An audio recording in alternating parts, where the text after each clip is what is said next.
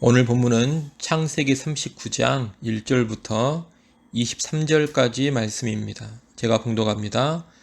요셉이 이끌려 애굽에 내려가매 바로의 신하 친위대장 애굽사람 보디발이 그를 그리로 데려간 이스마엘 사람의 손에서 요셉을 산이라.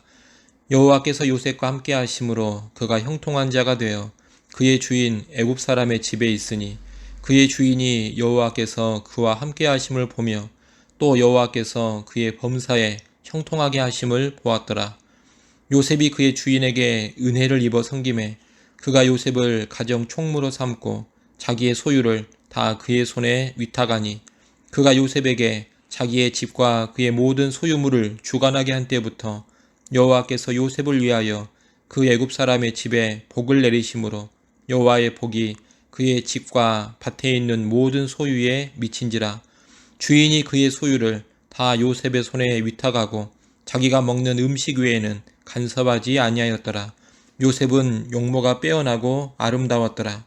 그 후에 그의 주인의 아내가 요셉에게 눈짓하다가 동침하기를 청하니 요셉이 거절하며 자기 주인의 아내에게 이르되 내 주인이 집안의 모든 소유를 간섭하지 아니하고 다 내 손에 위탁하였으니 이 집에는 나보다 큰 이가 없으며 주인이 아무것도 내게 금하지 아니하였어도 금한 것은 당신뿐이니 당신은 그의 아내임이라. 그런즉 내가 어찌 이 큰 악을 행하여 하나님께 죄를 지으리이까. 여인이 날마다 요셉에게 청하였으나 요셉이 듣지 아니하여 동침하지 아니할 뿐더러 함께 있지도 아니하니라. 그러할 때 요셉이 그의 일을 하러 그 집에 들어갔더니 그 집 사람들은 하나도 거기에 없었더라. 그 여인이 그의 옷을 잡고 이르되 나와 동침하자. 그러나 요셉이 자기의 옷을 그 여인의 손에 버려두고 밖으로 나가매 그 여인이 요셉이 그의 옷을 자기 손에 버려두고 도망하여 나감을 보고 그 여인의 집 사람들을 불러서 그들에게 이르되 보라, 주인이 히브리 사람을 우리에게 데려다가 우리를 희롱하게 하는도다.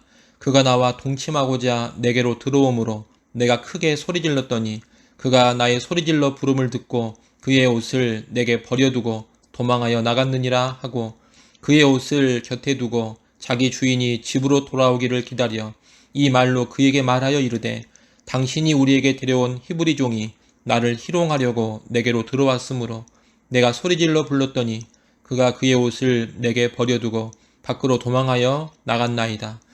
그의 주인이 자기 아내가 자기에게 이르기를 당신의 종이 내게 이같이 행하였다는 말을 듣고 심히 노한지라. 이에 요셉의 주인이 그를 잡아 옥에 가두니 그 옥은 왕의 죄수를 가두는 곳이었더라. 요셉이 옥에 갇혔으나 여호와께서 요셉과 함께 하시고 그에게 인자를 더하사 간수장에게 은혜를 받게 하시매 간수장이 옥중 죄수를 다 요셉의 손에 맡김으로 그 재반 사물을 요셉이 처리하고 간수장은 그의 손에 맡긴 것을 무엇이든지 살펴보지 아니하였으니 이는 여호와께서 요셉과 함께 하심이라. 여호와께서 그를 범사에 형통하게 하셨더라. 아멘. 우리가 어제 살펴본 유다의 이야기는 요셉이 고난을 겪고 있을 때 유다에게 일어난 일이었습니다. 요셉이 노예로 팔린 후 다시 유다를 만날 때까지 대략 22년 정도가 걸립니다. 38장에서 봤던 유다의 이야기는 그 사이에 유다에게 벌어진 일들을 기록하고 있는 겁니다.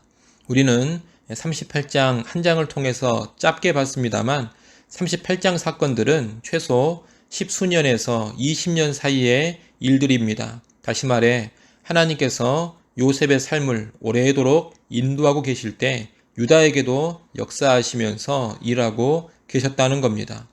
그러므로 우리는 요셉의 이야기를 보면서 하나님이 요셉에게만 주목하고 계셨다고 생각하면 안 됩니다.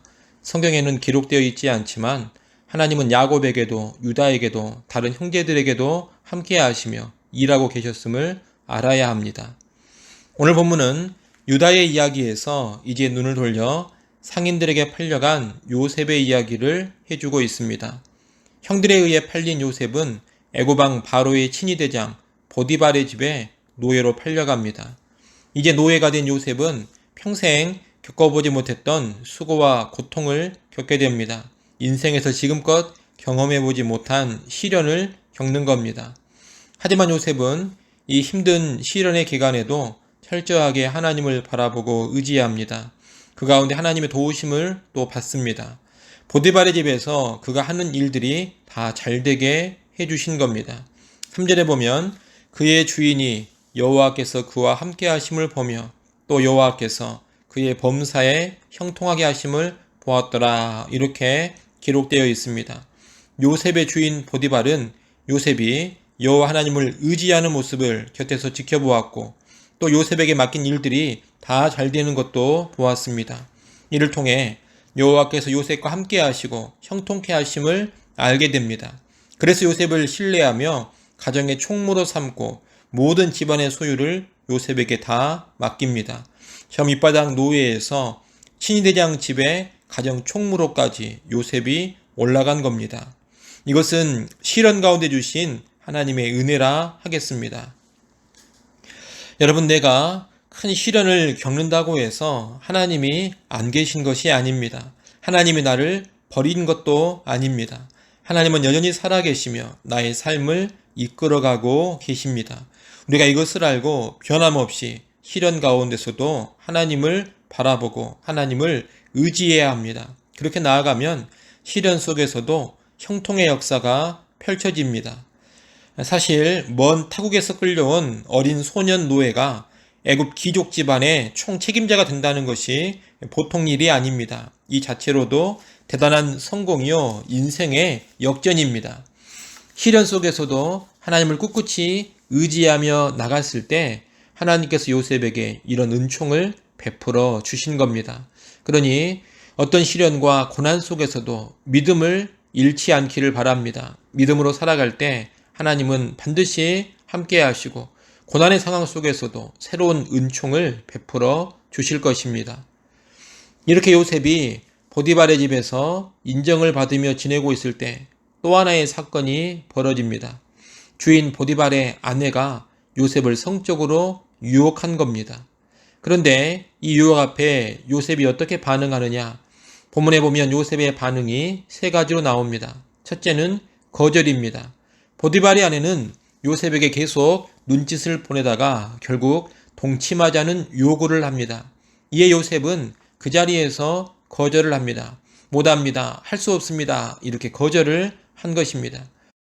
죄의 유혹 앞에서, 죄된 요구 앞에서 아니오라고 할 수 있는 것이 일단 능력인데 요셉은 그 능력을 보여주고 있는 겁니다. 둘째, 아예 유혹의 자리를 피해버렸습니다. 요셉은 거절을 했지만 보디발의 아내는 포기하지 않습니다. 유혹이라는 것은 언제나 끈질기고 집요합니다. 10절 말씀에 보면 보디발의 아내는 날마다 요셉에게 청하였다고 합니다. 이 집요한 요구 앞에 요셉은 계속해서 거절을 합니다. 그러나 거절하는 데서만 머무르지 않습니다. 한 단계 더 나아갑니다. 어떻게 하느냐? 보디발의 아내를 만날 수 있는 상황을 아예 피해버렸습니다. 보디발의 아내와 함께 있을 만한 상황이 되면 요셉이 미리 자리를 피해버린 겁니다. 여러분, 유혹의 상황 속에서 유혹받는 것을 즐기면 안 됩니다. 가끔 보면 그런 사람들이 있습니다. 유혹의 상황 속에 자신을 던져놓고 아직 범죄하지 않았다는 것으로 위안을 삼는 그런 사람들이 있습니다. 나는 죄를 짓지는 않아 그러면서 유혹이 오는 상황은 방치합니다. 또는 유혹이 뻔히 있는 상황 속으로 들어갑니다. 이런 사람은 시간 문제일 뿐 결국에는 100% 죄를 짓게 되어 있습니다. 승리를 하려면 유혹이 찾아오는 그 상황을 아예 피할 줄도 알아야 합니다. 그래야 온전한 승리로 나아가는 겁니다. 요셉은 그런 모습을 또 보여주고 있습니다. 셋째, 심각한 유혹의 상황에서 뛰쳐나와 버렸습니다. 요셉은 거절하고 함께 있는 자리도 미리미리 피해버렸지만 하루는 우연히 보디발의 아내와 단 둘이 있게 되는 상황에 처하고 말았습니다. 그때 보디발의 아내는 거의 강제적으로 요셉의 옷을 잡아 끌며 동침할 것을 요구했습니다. 이때 요셉이 보인 반응이 무엇이냐? 뿌리치고 자신의 옷을 버려두고 도망쳐 나와버린 겁니다. 이 상황에서 요셉은 복잡한 계산을 하지 않습니다. 내가 자리에 앉아서 말로 잘 설득을 해야 되겠다. 보디발의 아내를 일단 진정시켜 놓고 나와야 되겠다. 어떻게든 내 겉옷은 되찾아가지고 나와야 되겠다. 이런 생각을 안 했다는 겁니다. 강력한 유혹 앞에서 요셉은 도망쳐 나와 버립니다. 여러분, 유혹은 미리 피하는 것이 상책이지만 본의 아니게 거센 유혹의 상황 속으로 들어가게 된다면 강하게 뿌리치고 뛰쳐나와야 합니다. 유혹은 결코 그 자리에서 계속 참고 견딜 것이 아닙니다. 나를 유혹하는 목소리, 죄를 짓자고 꼬드기는 목소리를 계속해서 듣고 있으면 안 됩니다. 유혹하는 상대와 이리저리 대화하며 설득하고 달래려고 할 필요도 없습니다. 나를 강하게 죄의 자리로 끌고 가는 그런 자리라면 낯을 붉히면서라도 당장 그 자리를 박차고 나와 버려야 합니다. 그래야 범죄하지 않고 승리하는 겁니다. 그러지 않고 무슨 신사적으로 대하겠다, 관계가 나빠지지는 않도록 잘 이해하게 되겠다, 이런 식으로 있다가는 범죄하기 쉬운 겁니다. 요셉은 이렇게 유혹 앞에서 거절하기, 미리 피하기, 자리를 박차고 나오기, 이런 세 가지 모습을 보여줍니다. 우리도 유혹 앞에서 이 세 가지 지침을 꼭 기억하며 살아갈 수 있어야 하겠습니다. 특히 요셉이 이런 모습을 가능케 한 원동력이 뭐냐? 하나님에 대한 의식입니다. 9절 하반절 말씀을 보십시오. 거기 보면 그런즉 내가 어찌 이 큰 악을 행하여 하나님께 죄를 지으리까 라고 되어 있습니다. 요셉이 하는 말인데 요셉은 지금 사람을 의식하고 있지 않습니다. 사람들이 보는데 어떻게 그런 죄를 짓습니까? 이런 태도가 아니라는 겁니다. 하나님 앞에서 죄를 지을 수 없습니다. 이런 태도가 요셉의 태도입니다. 이런 모습을 하나님 앞에 서 있는 의식, 신전의식이라고 합니다. 코람데오 이렇게도 말합니다. 특히 보디발 아내가 강하게 유혹한 제일 마지막 장면에서는 집안에 아무도 없었다고 했습니다. 아무도 없었습니다. 하지만 요셉은 더욱더 거세게 유혹을 뿌리쳤습니다. 누구를 의식해서 그렇게 했습니까? 하나님을 의식해서 그렇게 한 겁니다. 신전의식을 가지고 자기의 거룩을 지킨 겁니다. 여러분, 신전의식이 없으면 사람들이 보는 앞에서는 거룩하지만 보는 눈이 없어지면 쉽게 죄를 짓습니다. 진정한 거룩은 신전의식이 있어야 가능합니다. 언제나 하나님을 의식하는 이 신전의식이 있어야지만 거절도 확실하게 하는 것이고 유혹의 자리도 미리 피하는 겁니다. 또 아무도 보는 사람 없는 거센 유혹의 자리에서도 그 자리를 강하게 박차고 나올 수 있는 것입니다. 이를 기억하시고 신전의식 가지고 살아가는 우리 모든 성도들이 되시기를 바랍니다. 신전의식, 코람데오의 정신을 가지고 모든 죄의 유혹을 이겨내십시오. 그래서 온전한 거룩의 사람으로 살아갈 수 있기를 소원합니다. 요셉은 이렇게 성적인 유혹을 이기면서 자신의 거룩을 지킵니다. 하지만 그 결과는 사람들의 칭찬과 인정이 아니었습니다. 요셉은 오히려 주인의 아내를 겁탈하려고 했다는 누명을 쓰고 감옥에 갇히게 됩니다. 어찌 생각하면 참 이해가 안 갑니다. 지금 요셉이 얼마나 탁월한 거룩의 삶을 살았습니까? 그런데 그 결과는 누명과 감옥 생활입니다. 여기서 우리는 세상이 돌아가는 원리 하나를 알게 됩니다. 그것은 이 세상은 정직하고 의롭게 살면, 거룩하게 살아가면 오히려 불이익을 당하기 쉽다는 것입니다. 타락한 세상이 돌아가는 풍조가 그러합니다.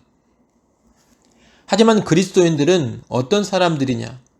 비록 불이익을 당하고 고난을 당한다 하더라도 의로움과 거룩을 추구해 나가는 사람들입니다. 요셉이 그런 전형을 보여주고 있습니다.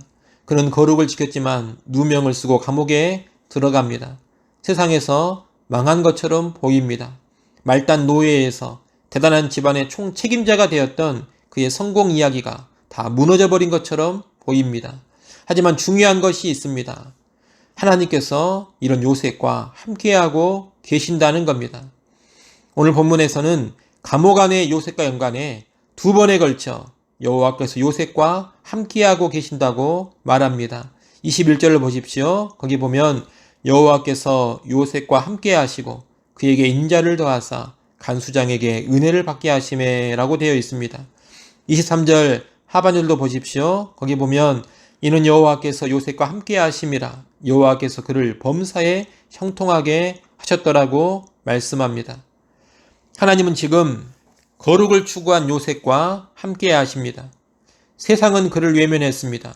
그에게 죄를 뒤집어 씌우고 감옥에 가두어 버렸습니다. 요셉은 정말로 억울한 일을 당했습니다. 요셉의 인생에 다시 고난과 시련이 시작되었습니다. 그러나 하나님이 요셉과 함께하고 계십니다. 비록 요셉이 감옥에 갇히게 되었지만 하나님은 은혜를 베풀어 주십니다. 일단 죽음을 모면한 것이 큰 은혜입니다. 노예가 집주인의 아내를 겁탈하려고 한 죄는 100% 사형입니다. 생명을 부지하기 불가능한 죄라는 겁니다. 그런데 요셉의 주인은 요셉을 죽이지는 않습니다. 대신 자기 집에 있는 왕의 죄수들을 가두는 감옥에 가둡니다. 비록 누명을 썼지만 생명을 유지한 것이 하나님의 은혜라는 겁니다. 또한 감옥 가운데서도 특별한 신분의 사람들이 들어오는 감옥에 들어간 것이 은혜입니다. 요셉이 갇힌 감옥은 왕의 죄수들을 가두는 감옥입니다. 요셉은 감옥 안에서 일반 잡범들이 아닌 궁궐의 일이나 국가 정책과 연관된 일로 인해 갇힌 그런 사람들을 만나게 됩니다. 다시 말해 애굽의 최고위층 사람들을 만나고 접할 수 있는 감옥에 갇힌 겁니다. 단순한 감옥에 비하면 이런 감옥은 요셉에게 많은 유익을 줄 수 있는 곳입니다. 이런 감옥에 갇힌 것이 또한 하나님의 은혜입니다. 그것만이 아닙니다. 감옥에 들어간 후에도 하나님은 요셉을 도우십니다. 하나님은 감옥의 책임을 맡은 간수장에게 요셉이 은혜를 받게 하십니다. 간수장은 요셉을 무척 좋은 시각으로 바라봅니다. 그리고 요셉을 신뢰해 줍니다. 그래서 감옥 안의 죄수들을 관리하며 재반 사무를 처리하는 책임자로 요셉을 세워줍니다. 비록 감옥 안이지만 그곳에서도 요셉은 인정받고 있는 겁니다. 그리고 하나님은 감옥 업무와 연관해 요셉이 처리하는 일들이 다 잘되게 하시고 형통하게 만들어 주십니다.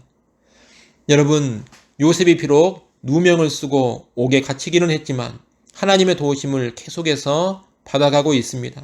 하나님이 요셉을 인도해 가고 계시는 겁니다. 우리가 꼭 알아야 할 것이 있습니다. 그것은 거룩한 삶을 살아가면 비록 세상에서는 고난을 겪더라도 하나님이 함께 하시며 하나님의 인도를 받아간다는 겁니다. 하나님은 그를 이끌어 주시고 반드시 그를 사용하십니다. 세상은 거룩한 사람을 잊어버리고 외면해도 하나님은 그를 주목하시면서 그를 사용하실 계획을 진행시켜 가십니다. 그러니 불의와 거짓, 죄 가운데서 편안하게 내 갈 길을 가는 것보다 거룩 가운데 하나님의 인도를 받으며 고난의 길을 가는 것이 더 낫습니다. 감옥 밖에서 하나님과 함께하지 않는 삶을 사는 것보다 감옥 안에서 하나님과 함께하는 삶을 사는 것이 더 놀라운 복이 됩니다. 사람들은 잠깐의 편함과 안락함을 위해서 거룩을 포기합니다. 잠깐의 이익과 출세를 위해서 정직과 진실을 포기하기도 합니다. 그러나 이것은 사실 하나님께 버림받는 길이라는 것을 알아야 합니다. 하나님은 그런 사람과 함께 하시지 않습니다. 그런 사람을 쓰시지 않습니다. 그러나 고난을 감수하면서까지 거룩을 지키는 사람, 시련을 당하면서도 의의 길을 가는 사람을 주목하시며 그와 함께 하시고 인도해 가시면서 결국에는 영광스럽게 사용하시는 겁니다. 이를 잘 하시고 이 땅의 삶을 살아가는 동안에 언제나 거룩과 의로움을 앞세우는 우리 모두가 될 수 있기를 간절히 소원합니다. 기도하겠습니다. 하나님 아버지, 요셉의 생애를 보고 있습니다. 고난과 시련 중에도 하나님을 의지하며 살아가게 하여 주시옵소서.